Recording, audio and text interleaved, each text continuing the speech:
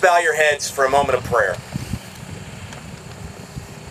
Heavenly and gracious Father, architect of the universe, may everything that we do here today, everything that we do here this evening, bring honor and glory and everlasting peace to the men who fought and the men who died here. Amen. I'd like to welcome you all to the official commemorative ceremony for the Battle of 3rd Winchester's 150th anniversary. We are so very, very pleased to have so many of you here this evening.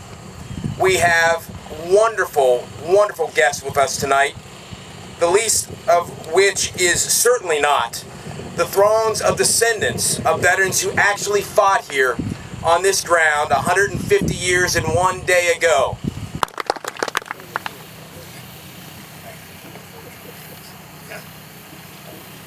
Thank you, Kevin. He exaggerates things. May I make a few remarks about the men who were here. What I can tell you as an historian, you have the privilege of walking with people who are long gone. And you walk with them when you read their letters and diaries in particular.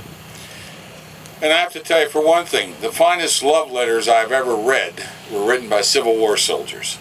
I wish I would have had half the town to do something in the words they had, just for instance. But more importantly, you get to see them. And then, you walk in this ground, and you say to myself, I'm a member of an Ohio regiment, and I'm going to cross that murky swamp down there for $13 a month, and waiting on the other side is a Georgian who's looking down in that. And you're always struck with why. Why are these men willing to do that? And in a sense, both sides, Union or Confederate, it was almost what Lincoln said in his first inaugural: there's this mystic chords of memory that stretch back to every patriot's grave.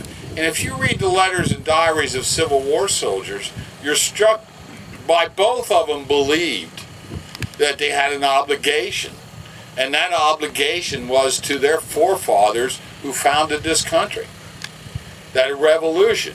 Now, admittedly, a northern boy interpreted that obligation differently than the southern boy did. But they both hearkened back to the revolution and that sense of that. I was at the Descendants program this morning, and I saw the program. And on the title of the program it said, "Tell them I've done my duty." I can't tell you how important that was to these men. That word duty was so vitally important. But yet, even there was this duty here. Even if you hearken back to that, what was it that was so special about why are you willing to do it? And you're struck by, well, let's take Samuel Moore. Samuel Moore was a lawyer from Berryville, Virginia. Here at 3rd Winchester, he was in the staff of Juba Early. But originally he went in the 2nd Virginia. And weeks after he'd been in, he had some young children at home, and evidently his wife wrote to him and said to him, the boys want to know why Dad's away, why Daddy's not home. So he writes back to them, and he tells them that I'm away to protect you. I'm fighting for our homes, to preserve our way of life as we know it. And that would be echoed by many other Southern soldiers. And then you take Adam Jude. He's a 16-year-old Indiana farm boy. He sneaked away from the family farm in Indiana. Lied about his age in 1861 already. And then about 2 weeks later, he had enough courage to write home and tell his parents where he was. That wasn't the important thing. The important thing is this 16-year-old farm boy writes to his parents and says, I cannot stand by and let my country be torn apart. In another way, on both sides, they reflected what a soldier in the 5th Wisconsin would write.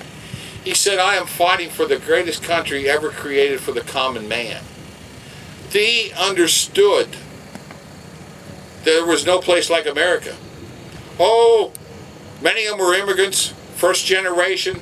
They found out in a hurry, more than likely the city streets were paved in horse manure instead of gold. If you were going to come here, you're going to work hard. But if you worked hard, they came from Europe, from a caste society in a sense. Here you had a chance. The best place ever created for the common man. Tragically for America, Southern boys interpreted it one way, Northern boys interpreted it another way. But they were all Americans. And so when they came out here on this field and others, it was always something more than themselves. It had to be something more than themselves. And I know I'm a veteran, but I'm not a combat veteran. Some of you, I'm sure, in the audience are. You were in World War II, Korea, Vietnam. Possibly some of you were even at Iraq or Afghanistan. I'm not so sure about that. But I do know, I have a feeling in the letters you wrote home, I remember my father-in-law who was at Pearl Harbor on that day. Of course, his letters were edited out, but it was the same sense. I looked at them, and some of you who wrote to your loved ones, you had the same mystic bonds of memory and the same reasons you were there. Maybe you weren't wanted to be there either, and many of these boys would rather be home, and they could be cussed a lot, and they were independently minded, but it was always more than that. So when you salute them, you are in turn saluting you who are veterans too. Because it is that, something beyond you and beyond them, that mattered, and they were willing to die for it on this hallowed ground. Thank you.